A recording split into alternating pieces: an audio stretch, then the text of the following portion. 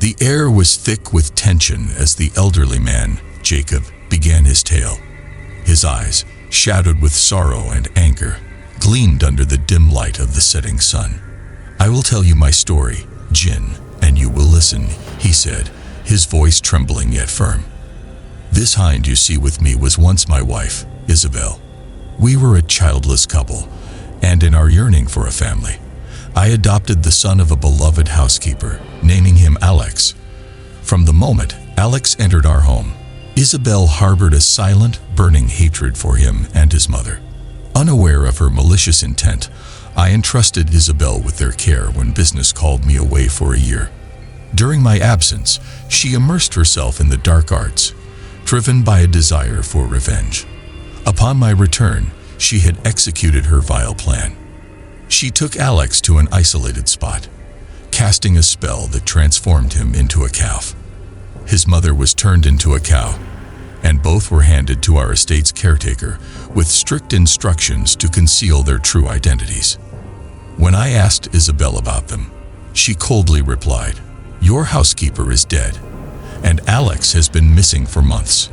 My heart ached for Alex, but I held on to hope that he would return. 8 months passed, and then came the festival of Baram. Desiring to offer a grand sacrifice, I instructed the caretaker to bring forth our finest cow, unaware that it was my loyal housekeeper. As I prepared to slaughter the cow, her mournful eyes, brimming with tears, gave me pause. I felt a pang of pity and ordered the caretaker to bring another. Isabel, witnessing this, mocked my compassion, demanding that I kill the cow. I tried once more, but was again disarmed by her sorrowful lowing. Unable to bear it, I commanded the caretaker to end her suffering and bring a replacement. To my horror, her body was merely bones, despite her apparent plumpness. "Dispose of her," I told the caretaker, "and bring a healthy calf." He returned with a robust calf, which, unbeknownst to me, was my son Alex. The calf's desperate attempts to approach me, and its sorrowful gaze tugged at my heartstrings. "Take this calf back," I told the caretaker, "and care for it well. Bring another in its place."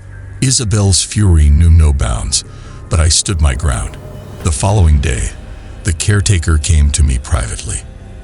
"Master, I have something to tell you," he began, his voice quivering. "My daughter possesses knowledge of magic. Yesterday, she observed the calf's behavior and revealed that it is your son, transformed by your wife.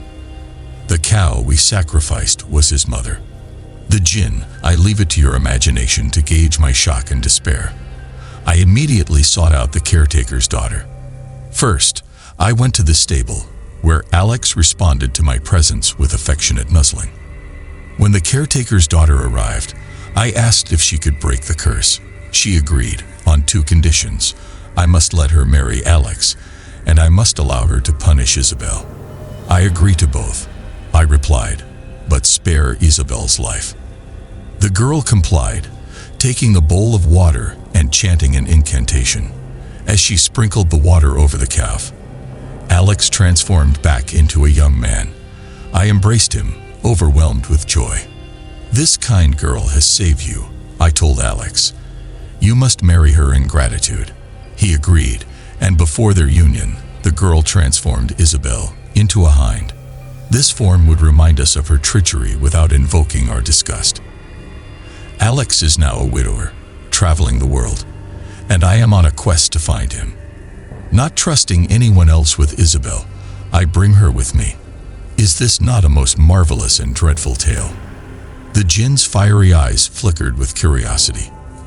Indeed, it is a tale of great woe and marvel. For this, I grant you 1/3 of the merchant's punishment. With the first old man's story concluded, the second old man, Michael, who led 2 black dogs, stepped forward. "Now, Jinn, hear my story, which I assure you surpasses even that of the hind. If it pleases you, grant me also 1/3 of the merchant's punishment." The jinn, intrigued, nodded. "Speak then, but know your tale must be exceptional."